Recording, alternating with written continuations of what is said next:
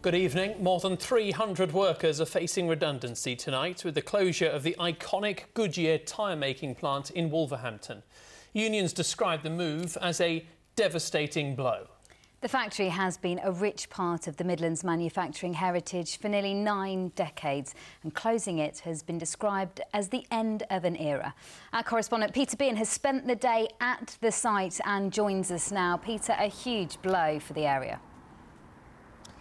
Absolutely, Stacey. I mean, the name Goodyear has been associated with this city of Wolverhampton for nearly 88 years. It's a long time, but perhaps not for much longer.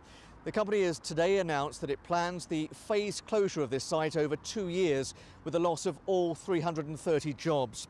Now, it blames this on falling demand in Europe for the rubber compound mix which they make here and export to the continent to make tyres. The unions, on the other hand, say that this site has been efficient, it's been profitable, and that's why today's announcement has come as such a shock. The news, when management broke it to the workforce this morning, came as a bolt out of the blue. One worker told me you could hear a pin drop. Did you ever think the day would come when Goodyear would leave Wolverhampton? No, not really. My father worked here for 35 years and I've done 42 years. So he started in 1920 odd or something, you know, so it's been a long time here. Yeah. So the end of an era? Yes, yes. It'll probably be a housing estate one day, so.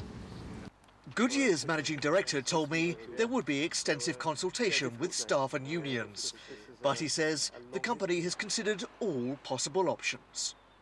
It's a very sad day for us. Our people are very dedicated, very loyal. They've done a fantastic job, and we will do everything we can to come up with a fair and responsible solution, and it's our aim to try to reduce redundancy as much as we can. Clearly, Goodyear have decided to scale down their UK manufacturing facilities. There will be no manufacturing in the UK after 2017.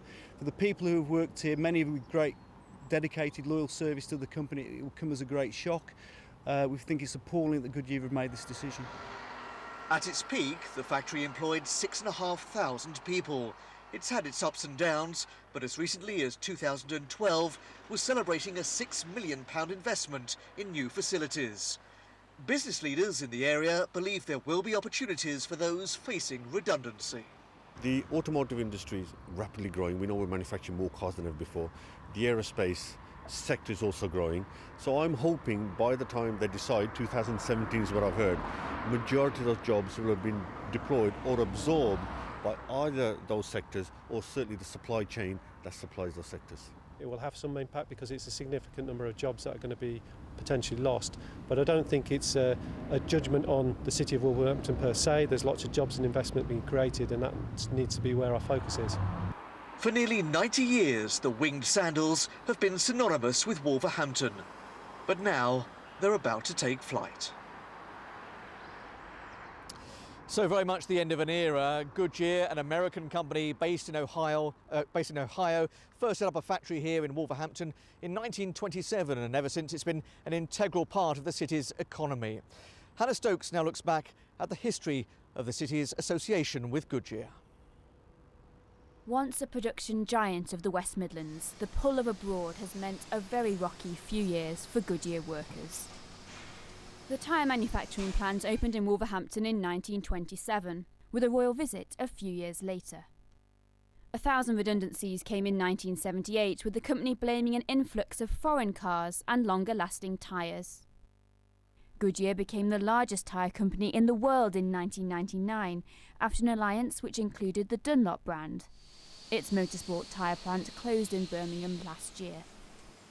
From 2000 onwards, thousands more jobs went as truck tyre production stopped altogether, with the company blaming the cuts on competition from Eastern Europe. The Wolverhampton site is being redeveloped, and as part of that, the iconic Goodyear chimney was demolished, marking the end of an era for the company. So, Pete, what's being done for the workers at risk?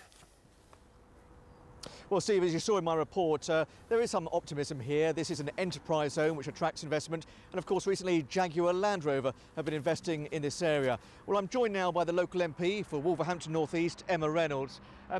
Thank you for joining us tonight, Emma. First of all, your reaction to the news today?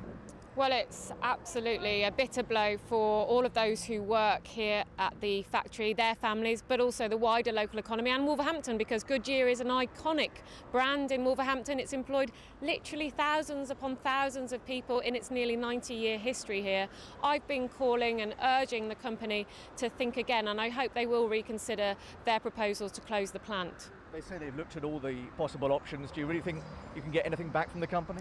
Well, I'm keeping up the pressure on them. I know that they are consulting with the workforce, with the trade unions here in Wolverhampton. And, you know, I will be asking them to reconsider. But if the planned closure does go ahead, I will work closely with them and the City Council and the Local Enterprise Partnership and other business organisations, as well as the trade unions here, to make sure that those who are employed here get the very best opportunities to move on if that's what happens. Emma Reynolds, thank you very much indeed. The first jobs are due to go in October, the rest in January 2017, when it seems really that Wolverhampton will be saying goodbye to Goodyear. Peter, thank you very much indeed. A fifth consultant has resigned from the